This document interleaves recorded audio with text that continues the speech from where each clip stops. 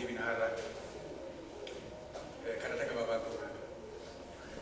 Yaa Waaqayyo abbaa keenyaa ati waan hundumaan wal jirtaa. Beekumsa keetii ogummaa kee yaada keessa namni qaqqabuu hin danda'u. Yaa Waaqayyo gooftaa ayyaanni kee nuuf baay'atu har'a mana kana keessatti kan walitti qabamne hunduma keenyaatiif sagalee kee isa jiraataa irraatii ati nu dhageessisi ati nu hiri.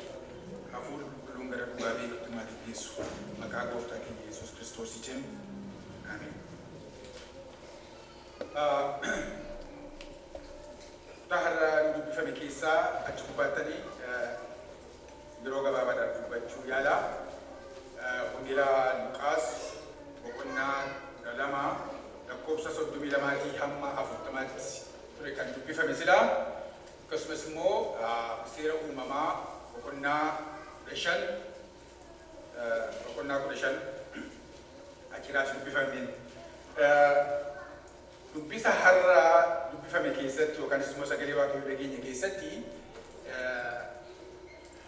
ijoo dubbiidhaa gurguddaa wanta lamatu jira.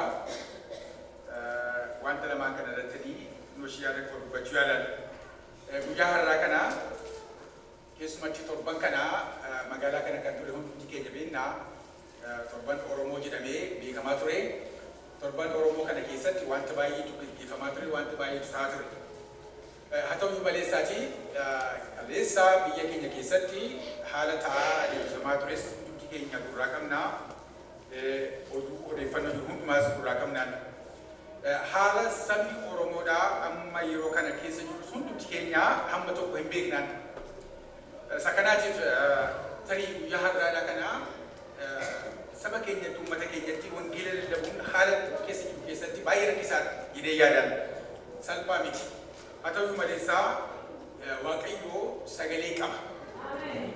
Saba isaatiif wanta barbaachisu dubbachuudhaatiif yeroo isaatiif kan ta'u sagalee qaba.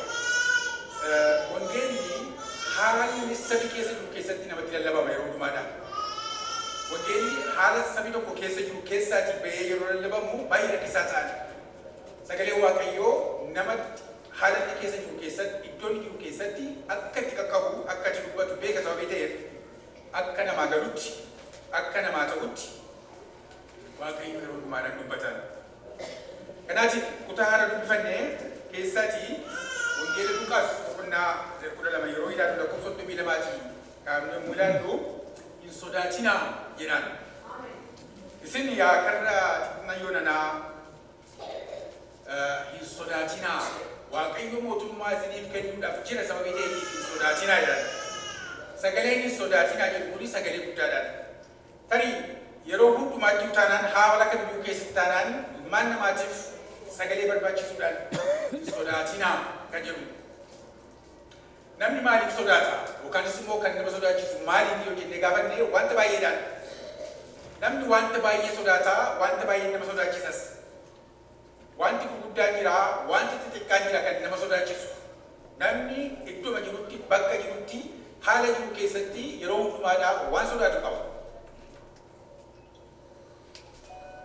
Kana keessatti gooftaan Yesuus maaliif hin sodaatinaa jedha? Eenyu jedha jennee yoo ilaalleetti fi Luqaas wangeela Luqaas yoo ilaalle boqonnaa 12 kana yoo ilaallu jalqaba isaa irratti maal jedhaa? Namooti tuuta baay'eedhaan hamma walirra ejjetanitti lafti ejjetan illee hin turre jedhaan namoota akkanaa kanatti dubbachaa jira jedhaan.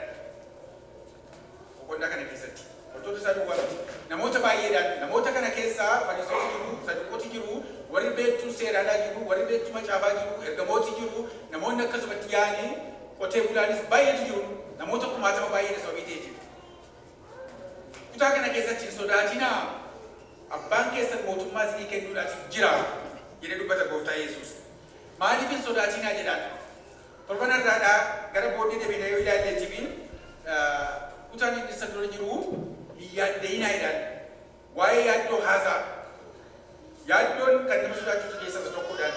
Waa'ee yaaddoo yeroo haasa'utti maal jedhee isa kana fuulduratti wanta nyaattaniitiif wanta dhugdaniitiif hin yaadda'inaa.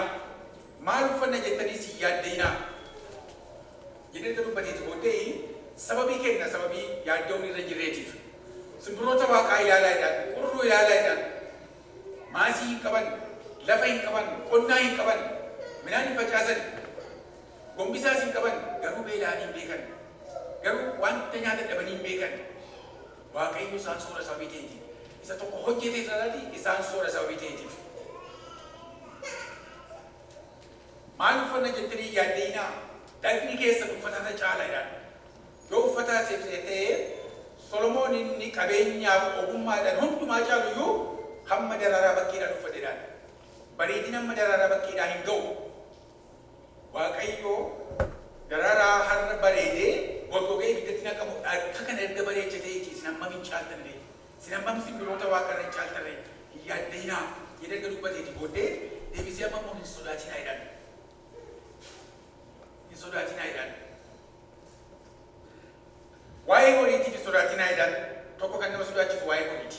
Addana gubbaatti kan dubbatu isa kanaan waa'ee horiiti. Horiin baay'ee nama sodaachisa. Jireenya namaa keessatti wanti guddaan wanti iddoo qabu horiidha. Jireenya namaa keessatti fira gaarii kan namaa ta'e horiidha. Horii caalaa kan namatti dhiyaatu hin jiru. Kanaatiif waa'een horiidha baay'ee nama sodaachisa, baay'ee nama yaaddessa. Yoo horiin hin jiru ta'e morgeejii waan itti kaffaluu qabnu hin yaaddoofna. Biilii waan kaffalamu hin jiru hin yaaddoofna, hin sodaanna. Namni waan baay'eedhaan sodaata. Maatii keessa rakkinni jiraate namni hin sodaata. Dhimma immigireeshiniitiin namni hin sodaata. Sababii shororkeessituu namni gadi ba'ee ol deebi'u hin sodaata. Waan nyaatamu yoo jiru ta'e namni hin sodaata. Wanti nama sodaachisu baay'eedha. Bakka hojii keenyaatti hojiin yoo nuun ta'u ta'e hin sodaanne. Kan nama sodaachisu baay'eetu jira. Qabeenya keessanii Yesuus wanta kana hundumaatiif hin sodaatinaa jedhee Gooftaa Yesuus dhaqaa gurguraatii Yesuus hundumaatiif kennaa. Qabeenya keessan Waaqarratti walitti qabadhaa. Bakka hattuun hin fudhannetti, bakka biyyeen hin nyaannetti mootummaa isinii kennuuf qophaa'eera. Abbaan keessan sababii ta'eetiif mootummaa isinatti walitti qabadhaa ilaala. Salabarraatti hin yaaddeenaa, salabarraatti hin sodaatinaa. Waaqayyo simbirroota waaqaarallee hin soora erga ta'eeti isiniin hammam isiniif hammam hin yaadda'u, hammam hin yaadu. Sababii kanaatiif hin sodaatinaa jedha. Sodaa baay'eetu nurra jira har'a. Sodaa baay'eetu nurra jira. Biyya keenya keessatti namoota baay'eetu sodaata. Sodaan kan ka'e namooti baay'een caakkaa keessa jiru. Namooti baay'een manaa ba'anii jala bulu. Namooti baay'een dargaggoo kan manaa qaban maatii sodaachaa jiru. Sodaan kun har'a dhufe miti. Durumaa kaasee jira. Hacaaluyyuu maleessa. Sodaan kun keessa jiru hacaaluyyuu maleessa. Waaqayyo haala kana keessatti kan inni dubbatu warra saba isaatiin hin sodaatinaadha. Waaqayyo waan gochuudhaaf jiru beeka. Kanaatiif hin sodaatinaadha. Abrahaamin waameetu Waaqayyo hin sodaatin jedhe boqonnaa 15 seera uumamaa keessatti. Hin sodaatin jedhe Abrahaamin. Ani gaachana keetii hin sodaatin jedhe. Maaliif itti Abrahaamin hin sodaatin jedhe? Maaliif kun barbaachise yoo inni boqonnaa 15 lakkoofsa tokko irratti maal jedhaa? Kun erga ta'ee booddeedhaan. Kun erga ta'ee booddee Waaqayyo mul'inatti Abrahaamitti mul'ate hin sodaatin jedhe Abrahaamin jedhaan. Maaltu ta'ee booddee? Kun erga ta'ee booddee ni jedhu maaliif maaltu ta'e? Boqonnaa isa dura jiru yoo ilaalle moototatu wal lole. Mootii 5 gruppii tokko ta'anii 4 gruppii tokko ta'aniitu wal lolan jedhaan. Mootii baay'ee. Erga wal lolaniiti booddee mootii warri 5 ta'anii warra 4 lolan kuni biyya sanaa mo'aniitu qabeenya isaanii, dubartoota isaanii, ijoollee isaanii, namoota isaanii hundumaa boojuu sarbaniitu sokkan. Boojuu sana keessaa ilma obboleessa Abrahaamtu ture, Looti kan jedhamu. Maatii isaa, ijoollee isaa, haadha manaa isaa, qabeenya isaa hundumaa booji'amee kan ture. Abrahaam yommuu kana dhaga'eedha. Namoota mana isaatii keessa jiran namoota 318 fudhatee halkaniif guyyaa hordofee dhaqee jara kana mootii 5 ta'anii boojuu kan sarban kanaa isaaniin rukuteetu boojuu kana hundumaa deebisee dhufeedhaan. Boojuu kana deebisee yeroo deebi'u mootonni warra hafan kuni isa simachuudhaaf itti ba'an. Qabeenya hundumaa fudhatu. Saboojitee fidee kan hundumaa fudhatu. Garuu namoota keenya duwwaa nuu kenni jedhan Abrahaamiin. Abrahaam ni dide. Boori immoo natu si sooromse Abrahaamin sooromse akka hin jenneetiif qabeenya kee keessaa tokko ittiin fudhatu. Hundi isaa kan kee fudhatu. waaqayyo kan naa kenni nagaa jedhee yeroo deebi'ee jirti haala kana keessa utuu inni jirutti waaqayyo hin sodaatin jedhe. Abrahaam garuu sodaatu tokko qaba ture. Sodaan isaa guddaan isa lolaan argamu miti. Sodaan isaa maalinni ilma na dhaaluu hin qabu. Qabeenya koo kana, humna koo kana, mo'icha koo kana, maaloo koo kana kan dhaaluu hin qabu. Nama ormaatu na dhaala. Yaaddoo akkanaa qaba ture. Waaqayyo isa kana argee Abrahaamin hin sodaati jedhe. Ani ilma siif kennaa. Namni alaadhaa sin dhaalu. Namni bakkee dhalate sin dhaalu. Gadi bahii hojjoota ilaalee hojii waaqarraa lakkaa jedhee sanyii kee akka sanbaayisee Abrahaam utuu dhalan qabaate haati manaa isaa dulloomtee inni dulloomee utuu jiru waaqayyo abdii kana kenneef waaqayyo isa dubbate kana hundumaadhaa hin raawwateef kunis Abrahaamiif qajeelummaatti lakkaameef kanaatiif waaqayyo saba isaatiin kan inni jedhu har'aa hin sodaatinaa. Haalli nama sodaachisu jiraachuu danda'a. Namni gaddaruu kan hin dandeenye, namni iddoodhaa kaasuu kan hin dandeenye. Sanyii kan Abrahaam. Waaqayyoof garuu danda'amaadha. Waaqayyo garuu kan inni hin goone jiru. Mootota jaboo waaqayyo harka nama tokkotti kenne mootii 5. Waaqayyo kan hin danda'amne jiru. Itti fufee gooftaa Yesuus Kiristoos maal jedha namoota kanaatiin egaanii dammaqoo taa'edhaan. Kan dammaqtan taa'edhaan hojjetoo dammaqoo ta'a jedhee isaan gorsan. Fakkeenya nama cidha adeeme tokkodhaa argisiisa. Namatu amaamota deemeedhaan namichi tokko amaamota dhaqeedhaan waamicha dhaqe. Hojjetoota qaba. Yeroo inni dhufu ibsaa bobeessanii yeroo inni dhiyaatee jiru balbala bananii kan isa simatan warra akkanaa barbaadan. Abbaan cidha deeme sun yeroo cidha isaatii deebi'ee dhufu hojjetoonni isaa dammaqanii dhaabbatanii ibsaa isaanii qabsiifatanii yeroo dhufee isaan argu baay'ee itti gammadaadhaan. Achi deebi'ee garuu hojii gaddaramaa hojjetan jiru. Riiversii wanta ta'e hojjetan ol galee uffata isaa lafa kaatee uffata gabraa uffatee hojjetoota isaa sanaan ta'a jedhee maaddii gubbaatti isaan teessisee isaan nyaachisaa jedhan. Tarii aadaa beeknu keessatti wanta kanaa jiru hojjetu. Jechifatanii hojjetan masaa yoo sirriitti dhaabatee argate iyyuu fayyaa ta'eedha yookaan gurshaa wayii kennaaf damoota dabalaa irraa kan hafe teessisee fidee maaddiitiin teessisuun. Garuu gooftaa Yesuus kan dubbatu isa kana. Natti itti ta'a.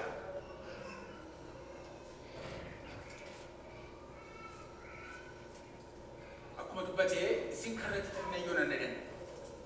Waaqayyo abbaan keessa mootummaa isinii kennaa. Isinii kennuudhaaf qophaa'edha. Mootummaa waaqarraadhaan. Kuni kan inni ta'u mootummaa waaqarraatti. Gaafa achi dannu, gaafa achi deemu warra tokko nuti Yesuusin tajaajilamti. Horicha kan nu tajaajilu. Maaddii waaqarraatti gaafa dhiyaannu ilma waaqayyooti kan nu tajaajilu. Kan teessisee nyaachisu. Mootummaa lafarratti kun hin danda'amu. Achitti garuu hin danda'amu. Egaan isa kanaatiif kan inni dubbatu wanti guddaan waa'ee dammaquuti. Waa'ee dammaquuti, waa'ee mudhii hidhachuuti. Mudhiin keessan hidhatamaa, ibsaan keessanis ifaa haa ta'u jedhaan. Kuni milikkita dammaqinsaati. Mudhiin keessan hidhataa, ibsaan keessan kan ifa haa ta'u yeroo hundumaadha. Akka kanatti mootichi yeroo dhufu yookaan immoo abbaan hojjechiifataa sun yeroo dhufu yoo isin arge isinitti gammada. Sarii gooftaan koo deebi'uu hin tura jedhee garbichi ol deebi'ee nyaachuu yoo jalqabe hirriba rafuu yoo jalqabe warra kaan reebuu loluu yoo jalqabe utuu hin beekin gooftichitti dhufaa akka hattuudha halkan qoodisaa kana biraa ta'a. Garuu dammaqanii warri eeggatan warri hundi isaanii hidhatamaa ta'e yeroo hundumaadhaa isaan ulfina guddaa argachuudhaatiif jiru. Sagaleen irraa isa kanaadhaan. Seera eeguu duwwaadhaan miti. Abboommi isaa eeguu duwwaadhaan miti. Galateeffamaa kan ta'uudhaan dammaquun baay'ee barbaachisaadhaan.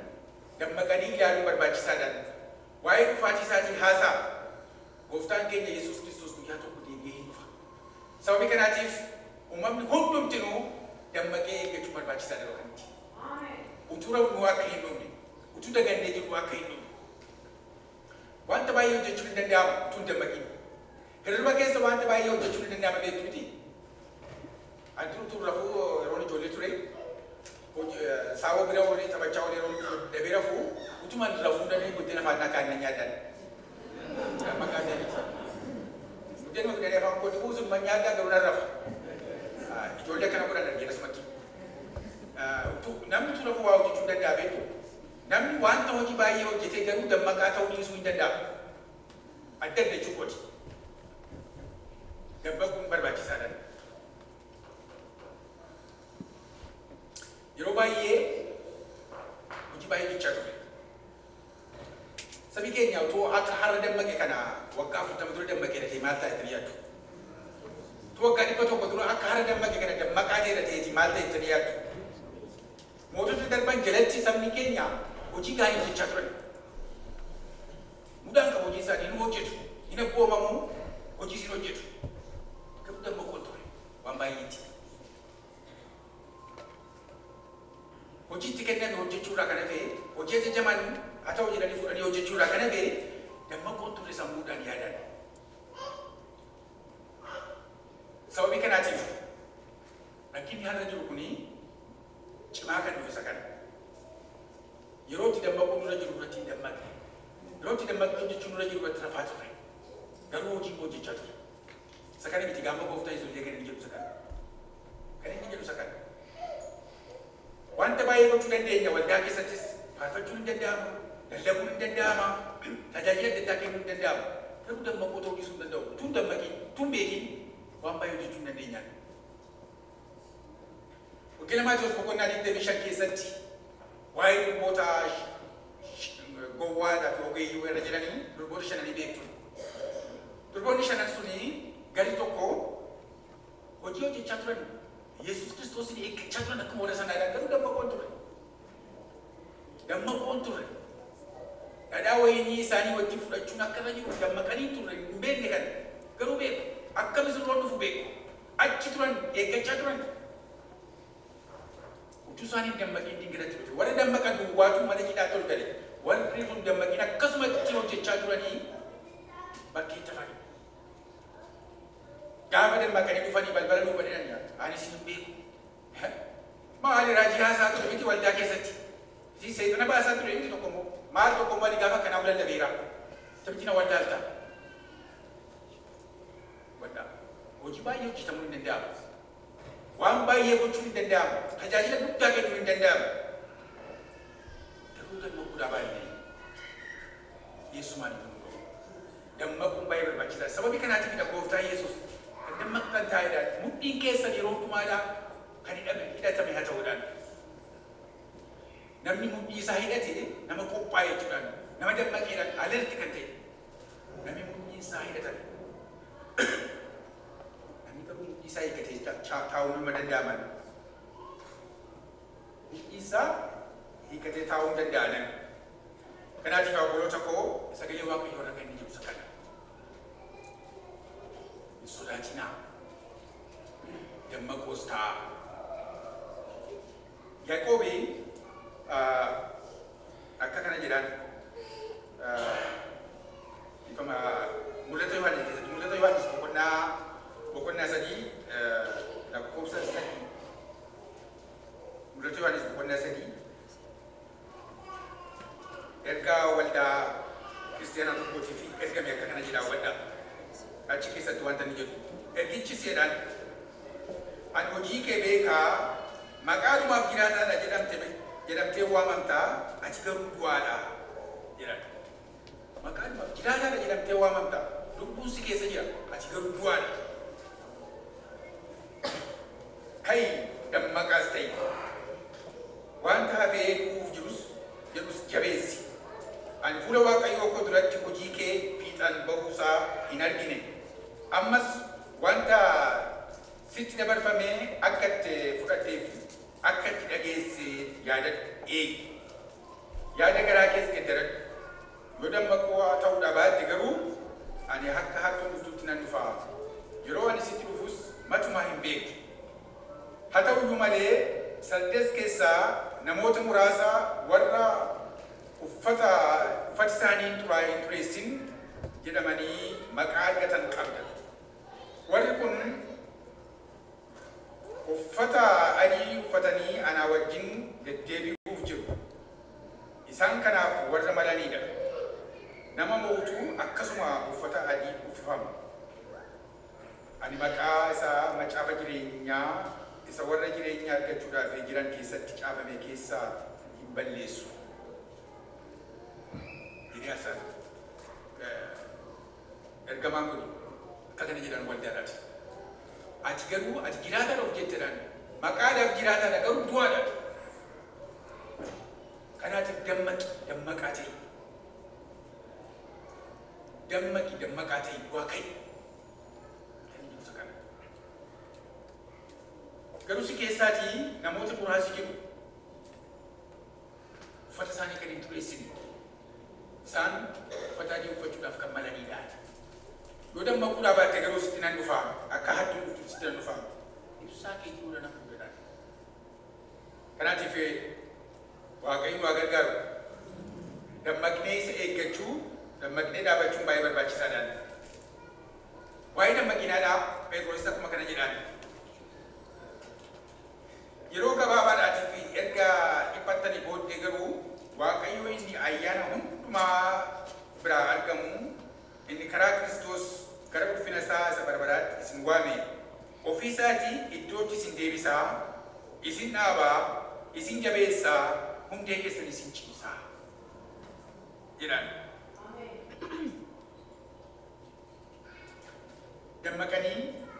Dammaqanii of qabuun barbaachisaadha. Phexros immoo isa kana haasaan ergaa isaa isa duraa boqonnaa 5 keessatti of qabuudhaatii fi dammaquun barbaachisaa akka ta'e. Of qabaa, of dammaqsaa jedhan. Har'a maal irratti dhabnee jirra? Maal dagannee jirra? Maal gochuu dagannee jirra? Ilmi Waaqayyoo Waaqa jiraataa Gooftaan keenya Yesuus Kiristoos akka inni deebi'u beektu. Gatii isaa hundumaa fidee akka inni dhufe beeknaa, hin yaadannaa. Waldaan kiristaanaa isa kana kan isheen labsitu, kan isheen dubbattu. Haala keessa jirru keessatti soo maal goona? Akkuma kaleessaa akkuma deeggardaa rafnaa? Moo maal goona kana keessatti dammaqina akkamiitiin deemna? Naannoon keenya maal fakkaata? Haalli keessa jiru maal fakkaata? Hawaasi keenya maal fakkaata? Maaltu deemaa jira? Maaltu gochaa jira? Waldaan kiristaanaa gara bitta deemti. Challenge akkamiitu waldaa kiristaanaa dura jira? Yeroo isaa yerootti dammaquudhaan, yerootti yaaduudhaan, yerootti hojjetuudhaan. Saba kana dura eenyutu ci'a? Saanduqa kakuu Waaqayyoo fudhatee eenyutu dura deema saba kana dura? Eenyu geggeessuu qaba? Akka Iyyaasuudhaa. Saba moo'icha argachuudhaaf jedhu kana duratti eenyutu dura bu'ee deema? Akka Gedewoon. Waldaan kiristaanaa sagalee jireenyaa of harkaa qabdi. Geggeessaa qulqulluutiin akka sagalee Waaqayyoo keessatti caafamee jiru keessatti daangaa keenya kana keessatti waldaan kiristaanaa irratti dammaqee hojjechuudhaan amantoonni hundinus kana beeku nu barbaachisa. Waaqayyoon gara keenya godhe. Waaqayyoon nama maatiin wajjin jiru. Inni ofii isaatii iddootti deebisee nu dhaaba. Kiristoos nu godhe jechuudhaan iddootti deebisee Waaqayyoon nu dhaaba.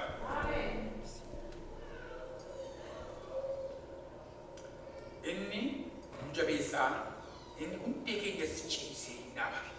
Kana gochuu kan danda'u Waaqayyo duwwaadha. Kana gochuu kan danda'u Waaqayyo duwwaadha. Haala nama sodaachisu keessatti hin sodaatinaa. Kan jedhu ergaa kan kennu Waaqayyo duwwaadha. Haala nama yaaddeessu keessatti yaaddeenaa. Kan jedhu sagalee kana kan kennu Waaqayyo duwwaadha.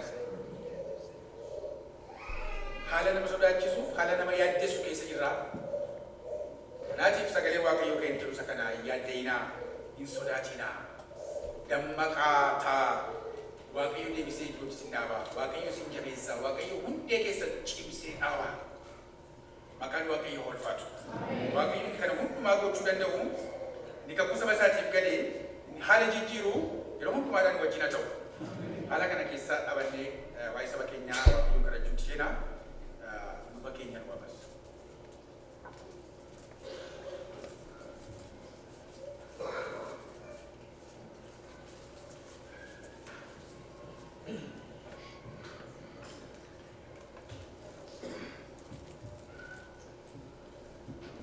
Waaqayyoon guddaa galateeffannaa obbo Efreemini Waaqayyoo sinaa eebbiseedhaan hime. Waaqayyoon galateeffannaa mataa keenya gadi qabannee sagalee Waaqayyoo kanaaf galateeffannaa. Hundumaa kan dandeessu gooftaa keenyaas galateeffannaa galanni maqaa keetiif haa ta'u.